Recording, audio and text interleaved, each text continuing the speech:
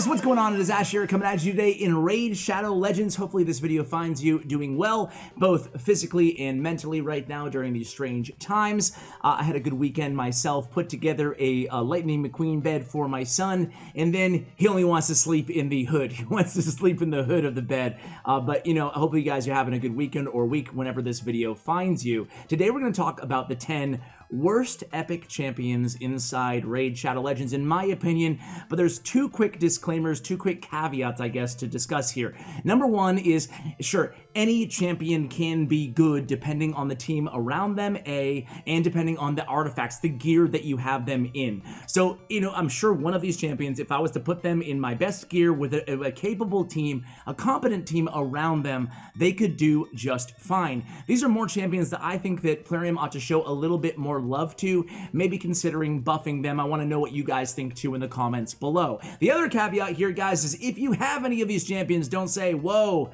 I guess they do suck, I'm gonna go ahead and feed them.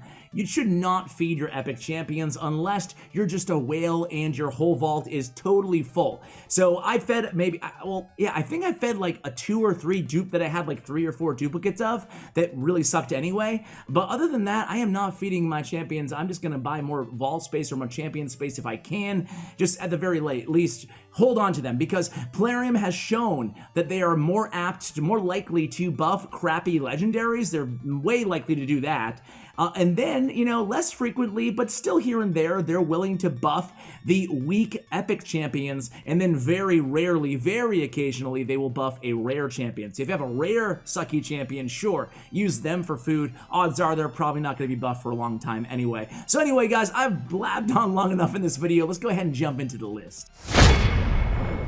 We're going to start out with the worst of the worst. In my opinion, Taurus is the worst. The poor fella, because he looks like he should be pretty good. I mean, I'd be pretty intimidated if I ran up against this dude, but unfortunately, he kind of sucks. Well, he really sucks. So anyway, guys, you can see his kit here. Attacks one enemy, heals by 20% of the damage inflicted. That's not bad. Wait. Oh, if the target has poison.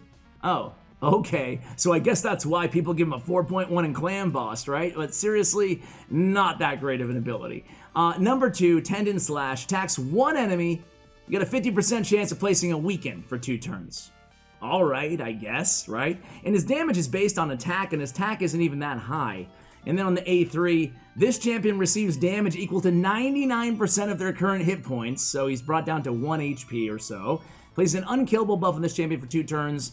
Has an 80% chance of placing 5% poisons on all enemies for 2 turns. Okay, on a 4-turn cooldown, it's not the worst skill in the world, Toxic Nova, but it does not justify already, you know, a crappy kit to this to be his, for this to be his main big ability. The problem is he has an unkillable for 2 turns, and this is on a 4-turn cooldown when booked, 5 turns normally. So he's going to be dead after 3 turns. He's not the best champion in the world. He's really challenging to play on an auto comp as well. Taurus definitely needs a buff. Hey, just extend this to 3 turns, and then I think he's way more viable. Extend this to 20% heal, and he's incredibly viable because this will synergize, take away the poison part of it. It will synergize beautifully with the A3. And that, you know, he might be a bit too much on the strong side if he did both those things. Increase the 3-turn on the unkillable and take away the poison. Maybe you just leave the poison. Maybe it's as easy as that. Or, of course, if you really want to give him an added utility, you could make this a attack all enemies with a 50% chance of placing a weaken.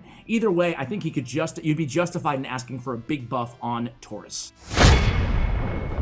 Next up is, oh, lovely Maeve. I mean, you're good looking, but that's about it. I guess, is she? Anyway, reviews are on point for Maeve. Maeve is worth, you know, if I'm going to trash any epic, it's probably Taurus or Maeve, right? If I'm going to feed them.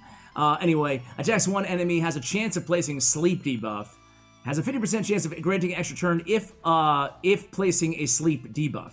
So that's not bad. The stupefy ability is not too bad. The 50% chance of an extra turn is pretty solid. However, it's a 50% chance of the sleep, so there's 2 kind of RNG factors that go into her A1. It's not worth, you know, making her useful just because of that, because sure, she gets to go again. She's not putting out a ton of damage. She's attack-based champion with a fairly low multipliers. She's not doing a lot, right? So okay, you get extra turn, awesome. Now what? Well, now you have a single target with a chance at stun if the target is under sleep. So yay, I can convert my sleep to a stun. Ooh, you know? And then the A3 is attacks one enemy, that's it. Doesn't have a huge multiplier on it either, and enemies killed by this skill cannot be revived, you know? And stay down is the name of the ability. So I'll give her an A+, I guess, on the names. The Slobber Knocker? The Slobber Knocker, the and stay down, and the Stupefy. It's like Stupefy, Slobber Knocker, and stay down. Anyway, that's Maeve. She's pretty crappy. Let's move on to champion number 3.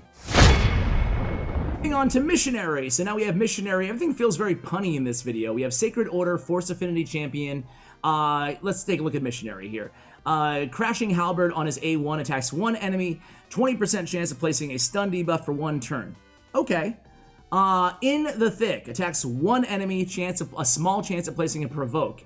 100% chance of placing a provoke if for 1 turn if the champion's current HP is higher than this target's. Man, we're just landing a provoke on one enemy here, you know? Like, why not just make it 100%, you know? Why the 40%? It's unnecessary for an ability that's already not OP. If it was like an AoE attack, I'd totally get it, you know? But it's just one enemy, you know? Why not just give him a 80% chance of landing a provoke? Anyway, moving on. It's not awful, but it's certainly just for a single target. It's not a game changer, okay? And then Humble the Faithless attacks one enemy. He has a 75% chance, 100 when booked, of placing a heal reduction for 2 turns, 100%, and also has a 75% chance of placing a decreased speed debuff for 2 turns. This does scale off his HP, which is decently, high, I guess, and his attack. But overall, all single hitters here without huge multipliers, except for the A3, can hit pretty hard, but still nothing to justify this champion as being worth 6-starring or building up or using your artifacts on, other than faction crypts. That's Missionary. Alright guys, next up is Sawai Firstborn. So Sawai, we're going to take a little change of pace here in the video for a couple of champions. These guys, or women, excuse me, are on the list because, well, they're Void, right? Void is supposed to be inherently better than the other rarities, not just because they don't have a negative affinity, but they're just way more difficult to come by because the only way you can get them is Void Shards, and Void Shards are incredibly difficult to get. Not as difficult as Sacred, but they ought to be a little bit inherently more valuable, your Void champions, than your average champion. And this is not the case with the next 2 champions. So they're going to be extra penalized because they are Void. And so why Firstborn, in my opinion, is probably the worst Void epic in the game. She is kind of new to it, so it's kind of a shame. Render Helpless. She's not the trash. She's not like, Taurus or Maeve, but she's not great. Attacks one enemy, has a 45% chance of placing a block buffs for 2 turns, has an increased attack and increased crit rate on this champion for 2 turns. If the attack kills an enemy, man, just give it to me. Just I have to kill an enemy. Alright, so anyway, and again, the multipliers are not too crazy on this, but to be fair though, it's not a bad A1, it's a pretty solid A1. Attacks one enemy, and then attacks all enemies with a second hit. That sounds pretty cool. If it's critical, it will deal 60% of the normal damage, but this attack will always be a normal hit. I guess beggars can't be choosers, but again, look at her base attack. This is all attack based, and her base attack 1343 is just not too high. Her speed's really low. 2, not the kit that I'm looking for from an epic Void champion. And then attacks one enemy on her A3 before attacking, 50% chance of placing a weaken debuff for 2 turns. And again here, just the multipliers are not that out of control on Sawai Firstborn. So it's not like, even with what is she trying to be here? Is she an AoE nuker? Not really. They won't be even critting on the second hit, and it's going to be dealing 60% of the damage inflicted from the first hit. And then on the A3, it's like, okay, she's a really powerful single target hitter. That's not really the case either. She does place those weakens, which is nice, but she just needs a little bit more oomph in her kit, I feel like, and that's why, for a Void especially, she belongs on this list. Next up is the other Void female here. She's naked except for an eagle, or I guess it's an eagle. Is that a hawk, an eagle, or I don't know, something that's in the sky. Anyway, you can see here that she is, she's a funny champion, right? So if you haven't seen her yet, does she have hairy legs or what's going on over here? Okay, it's just black stuff.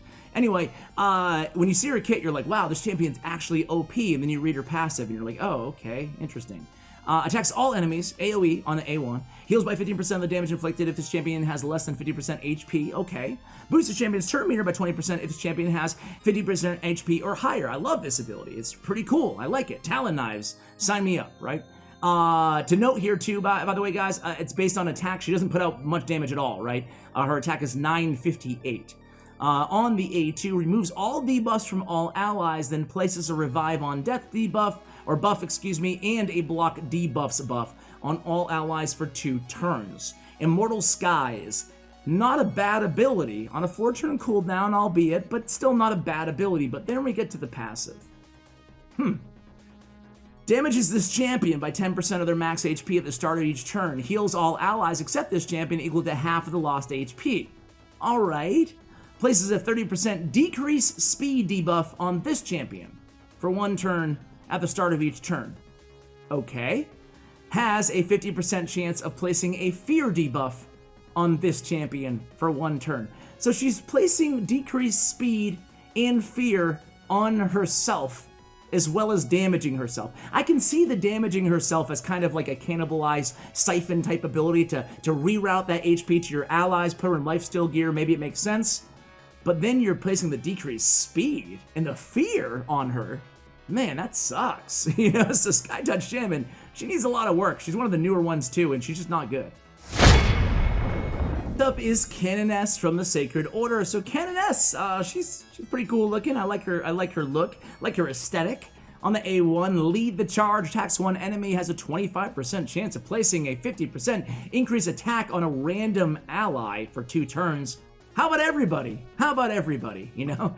On the A2, attacks 1 enemy, 80% chance of placing a 50% decrease accuracy debuff on the target for 2 turns. Womp womp, whatevs. Now our A3 starts out pretty good, right? Plays an ally protect and a 60% increased defense buff on, the target. So just 1 person for 2 turns. Okay, the good news is it is on a 2-turn cooldown when you book her up, right? But other than that, just 1 ally, you know? You really need that champion. If she's gonna be a support champion, it really needs to be all allies, you know? Even if you get rid of the ally protect and just make it an increased defense with maybe a continuous heal on herself or something like that, keep the continuous heal on herself and then make it, you know, all allies maybe, you know? But just to have 1 ally on a 2-turn cooldown, with the ally protect, I don't think that her kit is very useful. Then you see this speed icon here, and you're like, okay, maybe she's got a speed in all battles to help you out there. No, it's just in faction crypts. So Canon S just not one of the best champions out there. Alright guys, next up we have Ripper. So Ripper is a Force Affinity Skinwalker. So Ripper is, you know, he's got the same weapons that, what's-his-face has, that Bellower has, and those mallets. On the A1 here, attacks 1 enemy, decreases their max HP by 10% of the damage inflicted. Kind of a whatever ability. And again, this is based on attack, and his attack is 1299, so nothing too high. His speed, again, is on the lower side at 96. Attacks 1 enemy 2 times on the A2, no quarter. Damage increases as the target's HP decreases. Again here, okay, you know, it is what it is. It's an alright, very average / below average ability. And then the Heavy Slam is actually a pretty solid ability here, but it's a 5-turn cooldown. I don't think it justifies, you know, running or building up a Ripper. The problem is, if it was a 4-turn cooldown, maybe in a 3-turn cooldown, now you're talking. But the truth is, the longer this game is out, you know, we're going on 2 years now of Raid Shadow Legends, the more champions are introduced that already have better ignoring targets defense, even in rares, right? Even Soulbound Bowyer, who I mentioned a lot here on the channel, has a way better kit than Ripper does at a rare compared to an epic champion. So again, attacks 1 enemy, will ignore 50% of the target's defense, it decreases their max HP by 30% of the damage inflicted. The decreased max HP is not that great of an ability in general, and the ignore 50% of the target's defense is solid, again, but it's a 5-turn cooldown, and the multipliers are just not where you want it to be here to make Ripper, you know, usable, to make him worth, in my opinion, building up unless you have no other option in the game. And right now, there's just a lot of other options in the game. Next up is Basilisk. Basilisk is a Force Affinity Lizard Man champion. He's got a kind of a cool look. I guess you could say that every champion in this game has a cool look for the most part. The artists do a tremendous job. So Basilisk is an interesting champion. He does have an AoE on his A1, so you know it's a ballsy move to put an AoE with an A1 on this list, but this does not do a lot of damage. The Whirling Axe, unless you have God tier gear, and even then you can just get more damage off a better multiplier off a champion who has a better nuke on their A1, even some rares. So attacks all enemies, a chance of placing a 25% increased attack buff on this champion for 2 turns if the attack is critical. So, you know, kind of a whatever ability here. The AoE is nice on the A1, but the increased attack, the weak version, if the attack is critical, I guess all right. And then the Skull Clobber on the A2 attacks 1 enemy, places a stun debuff for 1 turn. Kind of, again, whatever, not an awful ability, but certainly not a good one on a single hitter. It does have a 100% chance of stun, so I will give him that. His passive is cool, though. Revives this champion to 30% HP when killed and places a block damage buff for 1 turn, which is most of the time long enough to keep him alive. However, it is on an 8-turn cooldown, so it's definitely kind of a once per battle thing, unless you book it up, then it's a 6-turn. But still, it's just like, where are you using Basilisk, you know? I guess some people in early game might use him on spiders, can totally see him being useful on spiders, even though obviously the A2 isn't going to be doing much of anything against the mother spider every 3 turns, considering you probably would have it booked. He's not really a campaign farmer. Again, the A1 Whirling Axe does not have great multipliers on it, so he's not putting out a ton of damage. I don't know. I guess Basilisk is just one of those champions that I wish he was... How can you make him a little bit more viable? Attacks 1 enemy, places the stun. I like that, right? I guess make this a strong version of increased attack at the very least, right? And maybe attack, I don't know. I don't want to get too crazy. I was like, maybe attack all enemies 2 times, but not on an A1. Come on, dude. Revives this champion to 30% HP when killed. I don't know, give him 100% HP. I mean, this kit's that bad in my opinion to justify giving him a little bit more, you know. At the very least, maybe change this to a 6-turn cooldown or something like that, or maybe giving a little bit more versatility in his kit with like a decreased defense as well on the A2. I think you give him the decreased defense and he serves a little bit more utility, especially landing it against like a boss, you know. But anyway, that's Basilisk. Next up on the list is Jotun. Jotun is Barbarian. He is Magic Affinity. He's not, well, he's pretty bad, right? Check out his stats here. He's got 93 speed, very, very slow champion. On his A1, the weak version of decreased defense for 2 turns. Okay, I guess for clan boss is the only area I would consider using Jotun if you had absolutely no, maybe as part of a counterattack team. You got a 40% chance of landing it, you know, 40% chance of landing the weak version of decreased defense. It's just not gonna cut it, you know, against really anything. Even in the mid game, you can just do better, right? Now, the good thing about his kit, the main part of his kit is his Burning Blade, his A2. Attacks 1 enemy, has a 100% chance when booked of placing an HP burn debuff for 4 turns. So HP burn is a good ability. It's, you know, besides Spider's Den, it's just not as good as Poison because you can't stack more than 1 of them. It does have that nice spread effect, but still, you know, and 1 enemy HP burn, there's a lot of champions that have, or there's quite a few champions that have an AoE HP burn. So again, it's like, what is Jotun trying to be here?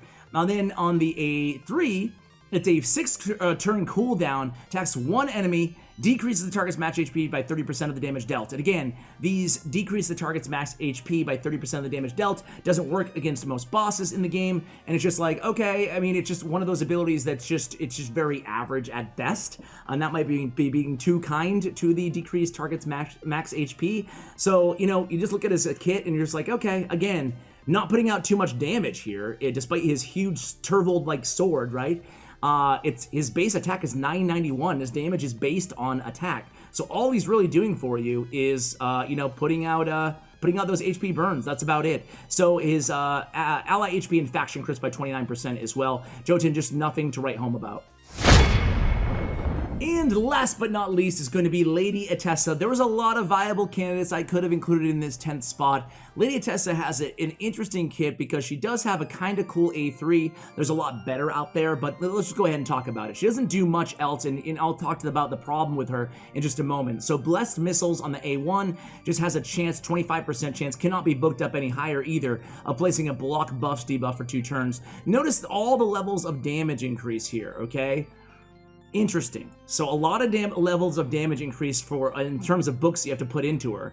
And then notice on the A2, 8 levels. So this is a champion you're gonna have to pour a lot of books into, all to get this -1 cooldown to get it down to 3 turns on the A2, and even worse on her A3. So again, attacks one enemy, again a single target hitter here, 50% chance of placing a stun, can be booked up to 75% chance if you've got the books, the 8 or 7 books to put in her to get that chance. And then on the A3, it's one of these join with random allies. The thing is, though, is damage inflicted by this champion and allies joining this attack will be increased by 10% if the target is under a stun debuff. Kind of okay. You really, to get full advantage of that, you need to pair her with a stun team, right? To get that 10% damage. Now, allies joining the attack will use their default skills. It's on a 5-turn cooldown, and again, you can book it down to 4, but you might have to burn through a ton of books to actually get to book it down to 4, right? Depending on your luck of the books. The thing is 2 random allies, not all your allies, joining in on this attack, and they're all using their A1s. Now, she'll be using, it's just, I don't know. It doesn't do a ton of damage on the Fiend Purge, and it's just one of those abilities that you think on paper would be way better. Unless you have some other champions who have killer A1s, right? Some great AoEs or whatever on their A1s, then it's just not necessarily worth it. So you really need to, invest a lot of books in her, and then you need to have like the perfect team around her to really suit her A3. So you can do that. It just costs a lot to invest in Lady Attesa. So guys, let me know what you think about my list. Where did I go wrong? Where did I mess up? Do you own any of these champions? Have you built any of these champions? And am I dead wrong? Because I must admit, I have not built many of these champions up. I think only 2 of the 10 just to kind of try them out. And I'm just like, yeah, they're kind of trash. So guys, let me know if I'm wrong. I appreciate the support, guys. Lately, the channel has been doing very well. I'm very proud and very happy that you guys are enjoying the content as well. Again, hang in there, stay healthy, stay fit both in your mind and in your body. And thanks so much for watching until the end, guys. I appreciate you. And as always, take care, guys.